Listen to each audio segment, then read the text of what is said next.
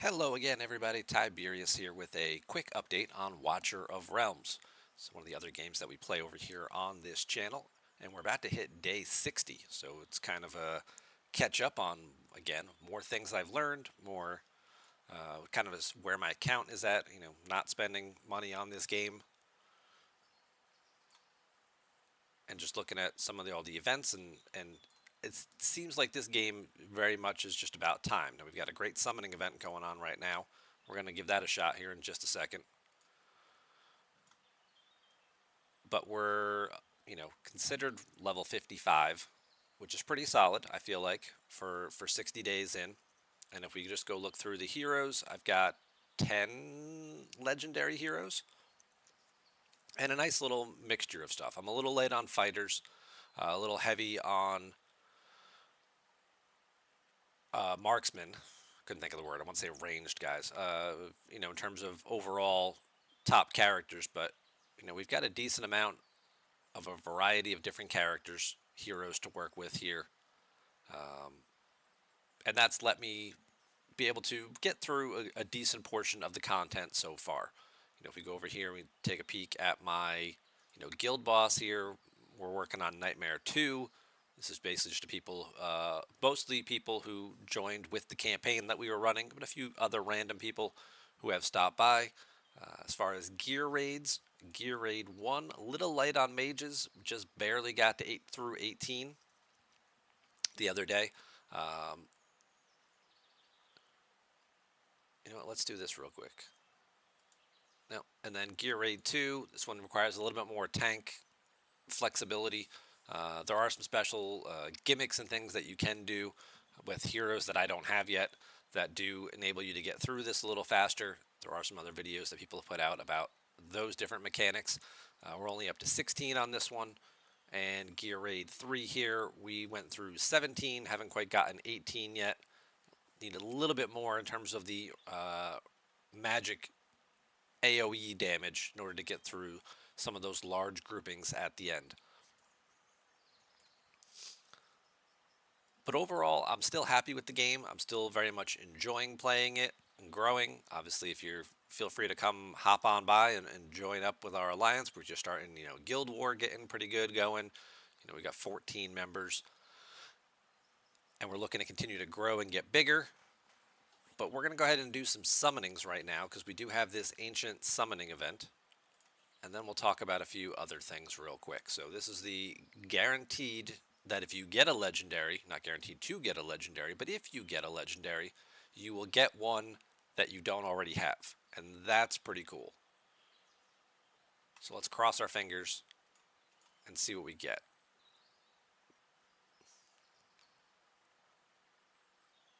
As expected, a whole lot of nothing.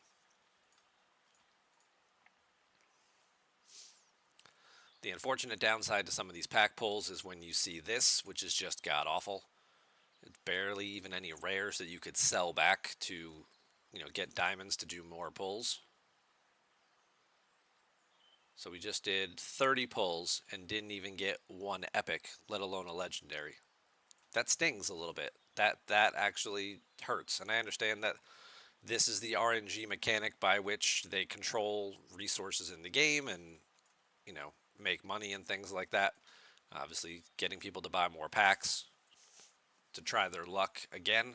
It's kind of like a little bit like a slot machine, right? You're just rolling the dice or pulling the lever and hoping you get something good.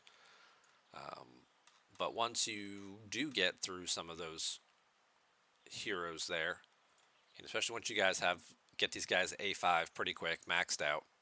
I'm picking up the lingo, see, A5. Go ahead and sell some of these other ones back that you don't need anymore. I mean, you can try and use them to craft or fusion into other people, but for the most part, I just sell them back and take the diamonds and re-roll. So let's see what we get the second time around, if anything. Let's do the dailies real fast. Alright, I did a quick pause there while I just claimed all my dailies and stuff like that, trying to get a few more diamonds and or summoning crystals here. We're going to go ahead and we're going to give it, actually, let's use some of these first. Brunor, share, claim, 50 extra diamonds. That's a nice little feature. That'll pick us up some more points for spiritual altar as well. Hey, there's a new one. Seraphina. Now, Seraphina is someone who has a newer hero added to the game, I think just last month. Hasn't gotten the greatest of reviews so far, but I mean, it's a legendary, so that already somewhat of an upgrade. Although, again, that also just means it could be more expensive to upgrade in the future. Haven't seen a lot of data yet about. Okay, and there's a Raiden as well. Okay, always got to love those Lord heroes, even if they're not the best themselves. Sometimes even just having them in a lineup. I mean, you're only going to deploy 6 to 8 characters most of the time in some of these battles. You have 10 slots usually to work with, so taking the extra bonus off that is never a bad thing. Seraphina here, not the best reviews. Not good for gear dungeons, for some of these gear raids. If I feel like if I'm not mistaken, she's more single target damage, right? Yeah, single target magic damage. So similar to Anai, who's another hero that I already have unlocked. Basically, just looks like a similar image. She just turning the other way there. All right. But it does help pick us up some points over here for Spiritual Altar, which we'll happily take. Get some more of these Rourke Shards, who's another Lord hero available for unlock. Let's come back over here now. Now, that didn't count because that was not part of this particular poll, so we can keep making a few more polls over here. But our success rate over here has not been good so far. Lots of uncommon junk, which is what makes doing some of these polls, or the idea of spending money to do any of these polls, very unappealing. As you've seen here now, I've done over 30, and I didn't even get an epic, let alone a legendary. We do another 10 poll here.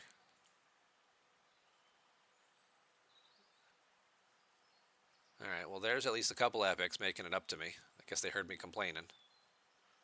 Oh, now we're going into backup storage because I'm actually over my capacity.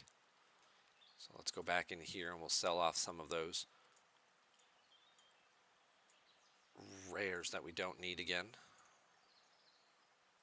Don't need you guys.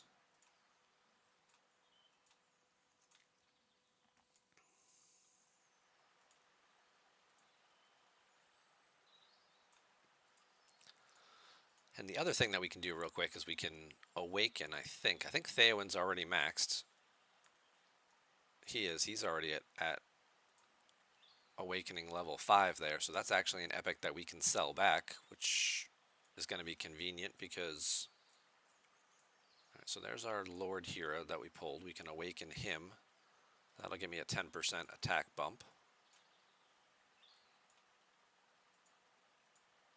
Awesome. There's no real downside to awakening heroes, to getting them up to rank A5. Even if they're not a good hero, you never know when you're going to need them somewhere down the road. Might be new events, new dungeons. We might get a stat bump, or something else might go, a new gear set or something might come out that'll make them better and more useful.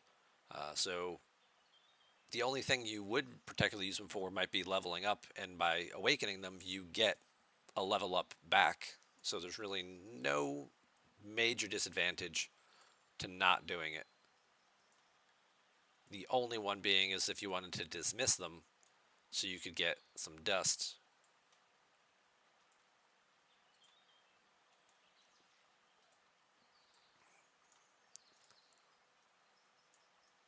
That you could then use in the awakening store over here. By dismissing epic heroes, you get these awakening tokens, which you can then use to buy other stuff. If you dismiss legendaries, you get legendary tokens that you can use to buy legendary stuff in here.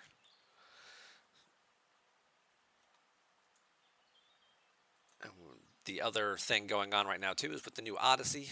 Obviously, depending on where you are in this, eventually you're going to get to level 10 here. You've got a wall that says dismiss 5 epic heroes. For a newer player, that's going to be a bit of a challenge, a bit of a roadblock you're going to be stuck at for a little while. Simply because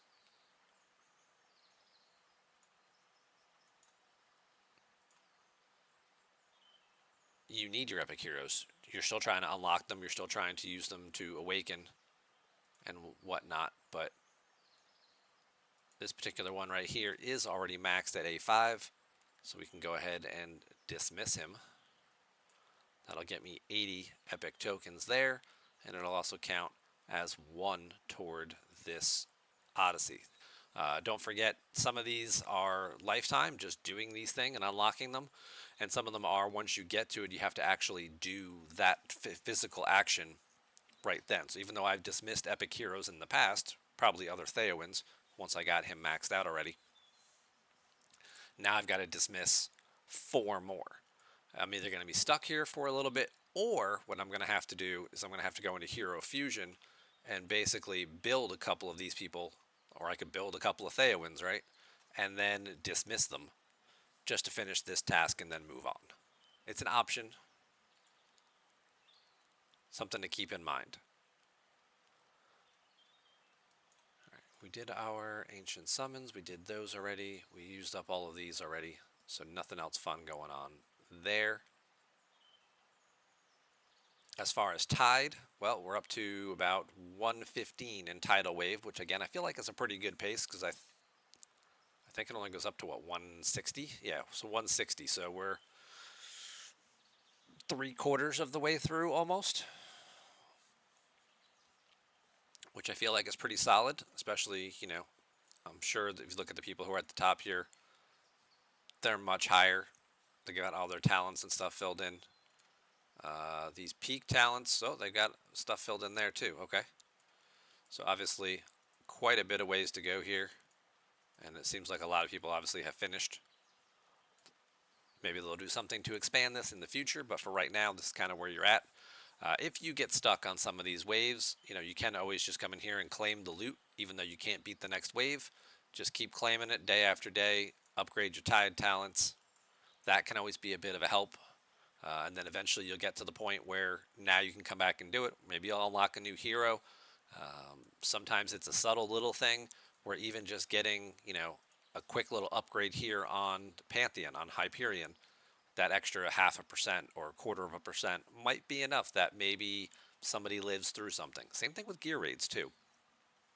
Sometimes these subtle little changes where you go from, you know, a 13% to a 14% HP bonus means that when the boss is doing AoE damage, maybe your guy just barely lives instead of dying.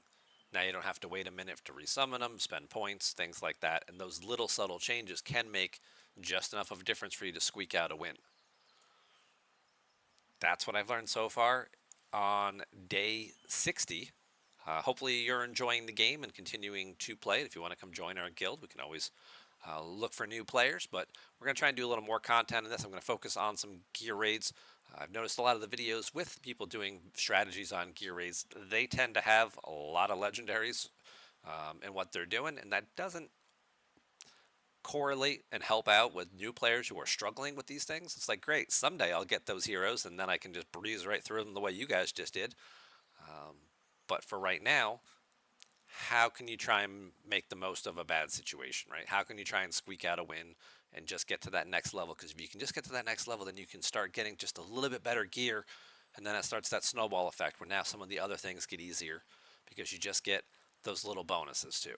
So thanks for watching. Hopefully you'll come join us over here on Watcher of Realms, and I'll see you next time.